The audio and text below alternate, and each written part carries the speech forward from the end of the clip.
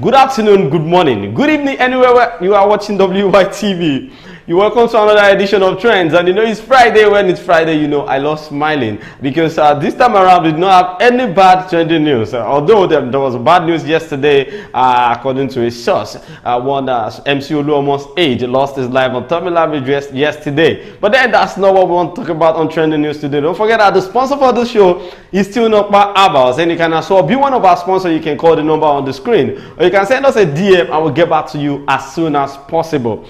Alright, today I'll be taking you on the journey of some trending news, but you already know my name is Ahmed Abbas Olatijibe. You can call me Sidon J Omoyagba. The only Idon on Wisdom Yard Television. Any other Idon is a counterfeit. Well, let's move on to the trending news of today.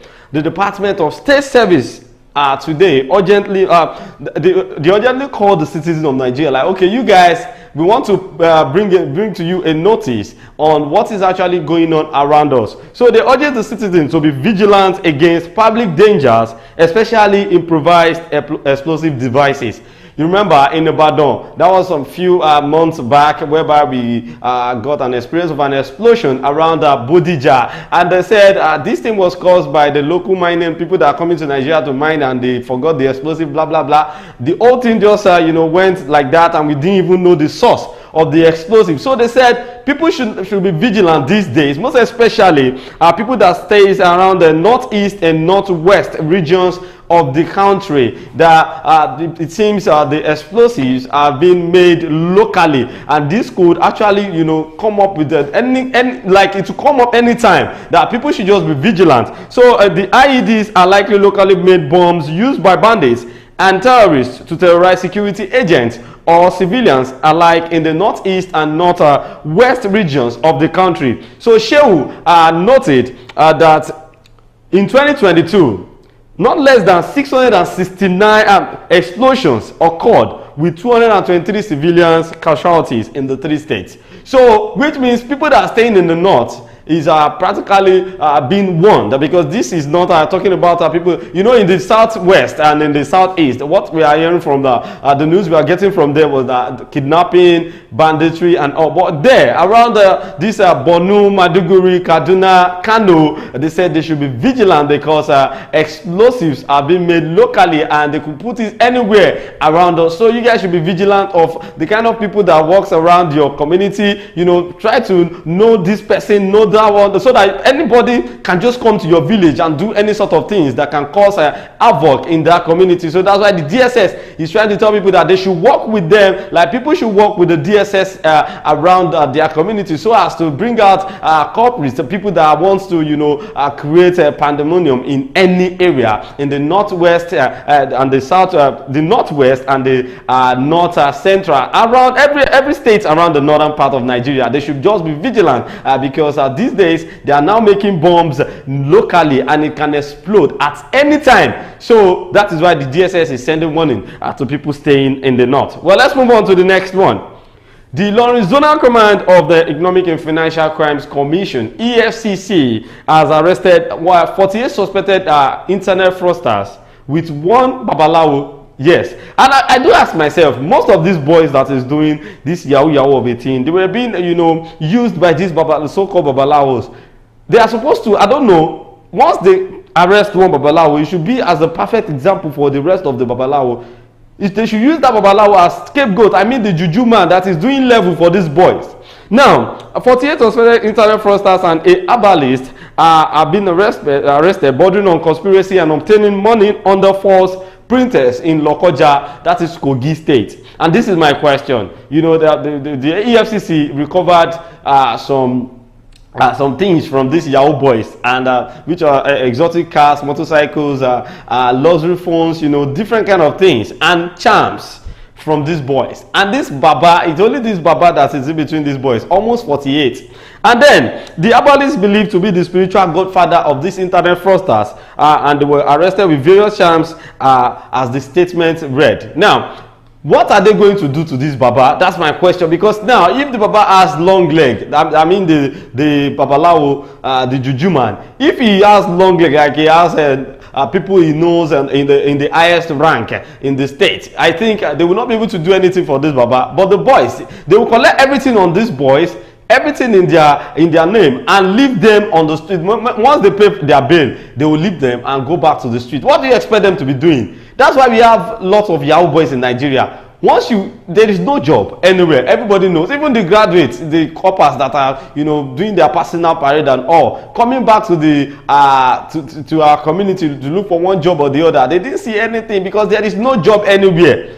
Now these boys, they are trying to make a living through internet, through internet, doing Yahoo and defrauding people all around the world. And you catching them, arresting them, the process of that, once you arrest a Yahoo boy or anybody doing internet, trying to make money online illegally, you should have created another job for them. Okay, once they catch you, okay, which job do you want to learn? Say a mechanic, I've been at furniture, I've been at this, I've been at, so that they can start a new life. But not in Nigeria. Once they catch a criminal, they will just collect something from him as a bail, then leave them to start their journey again. What do you expect them to do? They will go back to what they are doing to make money, and they will do it in another way that will be that will be worse than how you arrested them. Those are the problems. Well, the abalis let's say the EFCC, after arresting them, items recovered from them are 10 exotic cars, 2 motorcycles, 11 laptops, and 83 mobile phones and charms.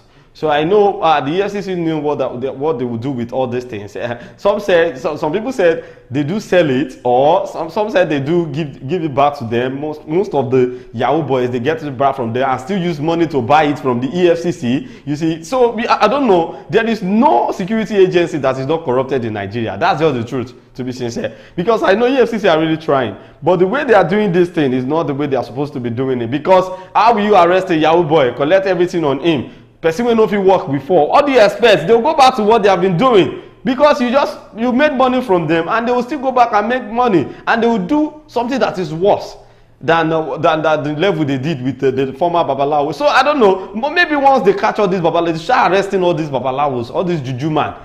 They are the one giving these boys ginger to do Yahoo. Because once the level is sure that they will have to talk to someone, their client and all, to make money, then they will want to be working with that man, because the man will be giving them money that the more you use this, the more and that's why we have different cases of rituals, killing for rituals and all, kidnapping. So it's not only kidnapping for getting ransom. Some people kidnapped to kill them and use their bodies for different kind of things. Well, let's move on to the next one. A 35-year-old man named Ishaya Marcus has been apprehended by the Adamawa State Police Command for allegedly stabbing a man to death. Now, if you could ask, it's not like they are being engaged in fighting for money, or maybe fighting for anything before they stab themselves to death. They are fighting on a woman, a woman. You don't understand. Like this man, Ishaya Marcus, killed the man because he wants to be dating the wife. The other man that was killed was being married happily with his wife. But this Ishaya Marcus was having another affair, external affair with this woman. And this has caused wahala in their family, whereby the husband, the deceased, was trying to, settle things with his wife, that he doesn't want to see her with that Marcus again. So this year, he ended his life with the man that his wife, the wife is doing a shit with outside. And this is what we are saying about women. Once you know that you don't love someone, why do you get married to that person? Okay, you know that this is the man you want, then you go for the man. It's not like you causing a problem between the two men and making one to kill one.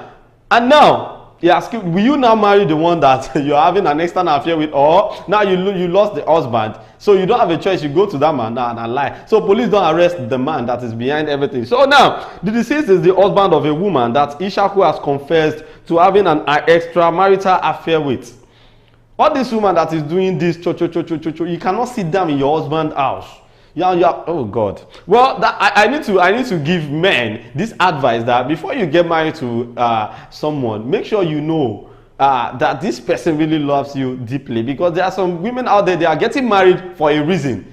Now you know you have another man you love, that you're dating. You are not having extramarital affair with someone while you are in your matrimonial home. That's too bad. But then the problem here is the wife is supposed to be the one to be killed, to me, because now the husband that died now, he doesn't even know anything. So he just it was opportune to be a victim of that relationship. Whether source said the deceased, franchise Albert, and his 20-year-old wife, Libiato, had been having family issues since 2022 when she allegedly started having an affair with the suspect. So this wife is just 20-year-old. What do you expect? She's still young. Like, you don't understand. But in the north, 20-year-old is not young. In the northern part of Nigeria, something like Adamawa State, that this incident happened. So there, they believe once you are 14 or you are 13 and you're a grown up, you have this, you have that, so you are allowed to have a husband.